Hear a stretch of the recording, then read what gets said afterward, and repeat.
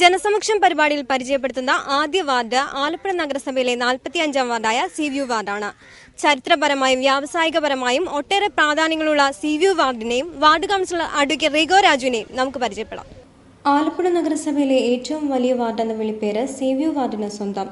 കാരണം വേറൊന്നുമല്ല, സ്ഥാപനങ്ങളും സ്കൂളുകളും കോളേജും ചരിത്ര സ്മാരകങ്ങളും ആരാധനാലയങ്ങളും കനാലുകളും കടൽത്തീരവുമൊക്കെ ഉൾക്കൊള്ളുന്നതാണ് സീവ്യൂ വാർഡ്. അതുകൊണ്ട് തന്നെ ജനങ്ങളുടെ ജീവിത നിലവാരവും സമ്മിശ്രമാണ്. മത്സ്യത്തൊഴിലാളികളും കയർത്തൊഴിലാളികളും ബിസിനസ്സുകാരും ഉദ്യോഗസ്ഥരുമാണ് ഇവിടെ ജീവിക്കുന്നത്. ഭരണപരിഷ്കാരത്താൽ പണ്ടത്തെ ഫാക്ടറി വാർഡാണ് ഇന്നത്തെ സീവ്യൂ വാർഡായി മാറിയതെന്നതും ചരിത്രം. 2011 കന്നി അംഗത്തിൽ കോൺഗ്രസ് സ്ഥാനാർത്ഥിയായി വിജയിച്ച sea view ward councillor advocate Rigo രാജുവിന് 3800 വോട്ടർമാരുള്ള വലിയ വാർഡിനെ ഏകോപിപ്പിക്കുക എന്നത് വെല്ലുവിളി ഉയർത്തിയിരുന്നു. എന്നാൽ റെസിഡൻസ് അസോസിയേഷനുകളുടെ രൂപീകരണത്തോടെ വാർഡ് തല പ്രവർത്തനങ്ങൾ ക്രോഡീകരിക്കാൻ കഴിഞ്ഞതായി കൌൺസിലർ പറഞ്ഞു. ഇത്രയും വ്യവസായ സ്ഥാപനങ്ങളും സ്കൂളുകളും ആളുകൾ വന്നു പോകുന്നു, ഇത്രയും വോട്ടേഴ്സ് ഉള്ളൊരു സ്ഥലം, ഇത്ര ഏരിയ കൂടുതലൊരു സ്ഥലം. അപ്പോൾ ഇതിൻ്റെ ഒരു ഏകോപനം ഒരു വാർഡ് എന്ന നിലയിൽ കൊണ്ടുവരിക. അപ്പോൾ അതിന് റെസിഡൻസ് അസോസിയേഷനിലെ കൂടുതൽ പ്രാപ്തമാക്കുക, കൂടുതൽ റെസിഡൻസ് അസോസിയേഷൻ രൂപീകരിച്ച് വാർഡിലുള്ള ഓരോ വീടും ഓരോ അസോസിയേഷൻ്റെ ഭാഗമാകുന്ന നിലയ്ക്ക് കൊണ്ടുവരിക. അതോടൊപ്പം തന്നെ ഒരു വീട്ടിലെ ഒരാളെങ്കിലും ഏതെങ്കിലും ഒരു NGOയിൽ പ്രവർത്തിച്ച് വാർഡിൻ്റെ ക്ഷേമത്തിന് വേണ്ടി വരുന്ന നിലവാരത്തിലേക്ക് കൊണ്ടുവരിക തുടങ്ങിയ ലക്ഷ്യങ്ങളാണ് ഞാൻ മുന്നിട്ടിറങ്ങുന്നത്. ഹൈമാസ് ലൈറ്റുകൾ സ്ഥാപിക്കുവാനും റോഡുകളുടെ ശോചനീയാവസ്ഥ പരിഹരിച്ച് ടാറിട്ട റോഡുകളും കോൺക്രീറ്റ് റോഡുകളും നിർമ്മിക്കാൻ കഴിഞ്ഞതും സീവ്യൂ വാർഡിൽ നിർമ്മാണം പൂർത്തിയാകുന്ന കോംപ്ലക്സ് മാതൃകാ കെട്ടിടവും ബീച്ചിലൂടെയുള്ള ബസ് സർവീസുകൾ പുനഃസ്ഥാപിക്കാൻ കഴിഞ്ഞതുമെല്ലാം ചുരുങ്ങിയ കാലയളവിനുള്ളിലെ വലിയ ഭരണ നേട്ടമായി അദ്ദേഹം കാണുന്നു. തുടർന്ന് ഉണ്ടായിരുന്ന പ്രശ്നങ്ങൾ റോഡിൻ്റെ ഒരു ശോച്യാവസ്ഥ ഭീകരമായിരുന്നു. വോട്ട് ചോദിക്കാനായിട്ട് ജനങ്ങളുടെ മുമ്പിലേക്ക് ചെല്ലുമ്പോൾ ഏറ്റവും പ്രധാനപ്പെട്ട പ്രശ്നം റോഡിൻ്റെതായിരുന്നു. ഇപ്പോൾ റോഡിൻ്റെ നിർമ്മാണ പ്രവർത്തനങ്ങൾ 5 ടാർ റോഡുകൾ പൂർത്തീകരിച്ച് കഴിഞ്ഞു. പക്ഷേ 5 ടാർ റോഡുകൾ പോലീസ് ക്വാർട്ടേഴ്സിലും വിജയ് പാർക്കിനടുത്തുമൊക്കെ ആയിട്ടുള്ള 5 ടാർ റോഡ് പൂർത്തീകരിച്ചു. അതുപോലെ തന്നെ 6 കോൺക്രീറ്റ് റോഡുകൾ പൂർത്തീകരിച്ചു. ഇപ്പോൾ ഈ മാസം അവസാനത്തേക്ക് നഗരസഭാ ഫണ്ടിൽ നിന്നും 3 പുതിയ ഇന്റർലോക്കിംഗ് ടൈൽ റോഡുകളും 1 ടാർ റോഡും 1 കോൺക്രീറ്റ് റോഡിനും അനുമതി ലഭിച്ചിട്ടുണ്ട്. അത് ഈ മാസം തന്നെ അതിൻ്റെ പ്രവർത്തനങ്ങൾ തുടങ്ങും. അതോടൊപ്പം തന്നെ 30 വർഷത്തോളമായിട്ട് പ്രവർത്തനം പൂർത്തീകരിക്കാതിരുന്ന ലിത്യംപള്ളി ഇടവഴിയുടെ റോഡും മറ്റും ഹാർബർ എഞ്ചിനീയറിംഗ് ഫിഷറീസ് ഫണ്ടിൽ നിന്ന് അനുവദിച്ചു. അതിൻ്റെ ടെൻഡർ നടപടി ഇപ്പോൾ നടന്നുകൊണ്ടിരിക്കുകയാണ്. അപ്പോൾ ഇത്തരത്തിൽ ഒരു 2-3 മാസത്തിനുള്ളിൽ സീവ്യൂ വാർഡിൽ ഉണ്ടായിരുന്ന റോഡുകളുടെ ശോച്യാവസ്ഥ പൂർണ്ണമായും പരിഗണിക്കപ്പെട്ടിരിക്കുകയാണ്. 3 മാസത്തിനുള്ളിൽ താറുമാറായ റോഡുകളില്ലാത്ത വാർഡായിട്ട് സീവ്യൂ വാർഡ് മാറാൻ പോയി. റോഡിൻ്റെ കാര്യത്തിലും ഈ അസോസിയേഷനുകളും ഇതിൻ്റെ വാർഡിൻ്റെ ഏകോപനത്തെ സംബന്ധിച്ചുള്ള കാര്യങ്ങളിലാണ് ഇതുവരെ വിജയപ്രദമായ നടപടിക്രമങ്ങളെ മുന്നോട്ട് പോകാൻ കഴിഞ്ഞിട്ടുള്ളത്. അതോടൊപ്പം തന്നെ വാർഡിലെ പ്രധാനപ്പെട്ട ഒരു ഘടകമാണ് ആലപ്പുഴ ബീച്ച്. ഈ ബീച്ചിൻ്റെ വികസനത്തിന് വേണ്ടി നമുക്കിപ്പോൾ 40 ലക്ഷം രൂപയുടെ ലൈറ്റ് ടൂറിസം ഡിപ്പാർട്ട്മെൻറ്റിൽ നിന്ന് ഇവിടെ കൊണ്ടുവരാനായിട്ട് സാധിച്ചിട്ടുണ്ട്. ഇപ്പം 8 ലക്ഷം രൂപയുടെ കളി ഉപകരണങ്ങൾ വിജയ് പാർക്കിലേക്ക് മേടിച്ചു.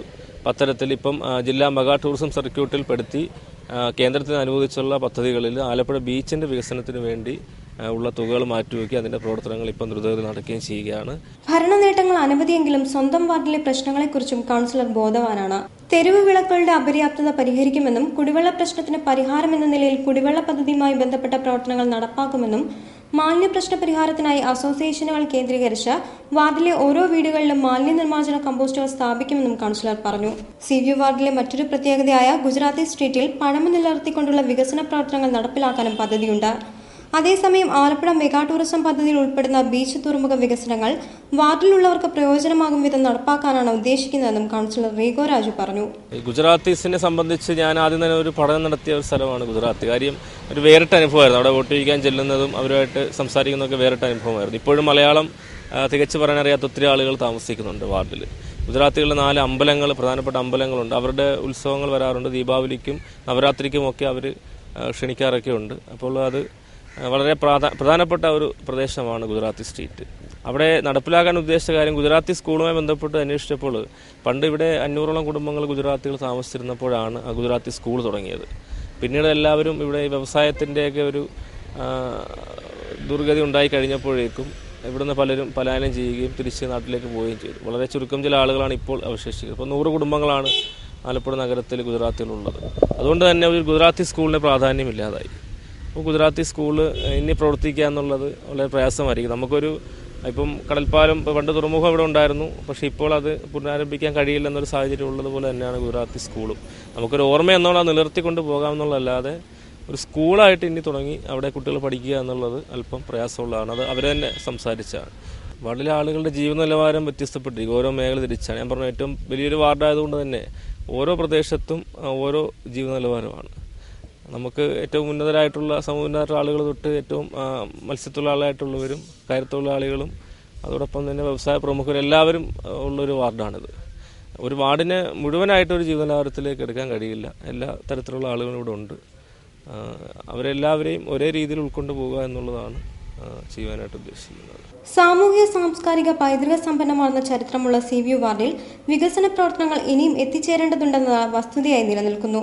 അതിനുള്ള ഉദ്യമങ്ങൾ ആരംഭിക്കാനും സാക്ഷാത്കരിക്കാനും ഭരണകർത്താക്കൾക്ക് കഴിയുമെന്നതാണ് പ്രതീക്ഷ.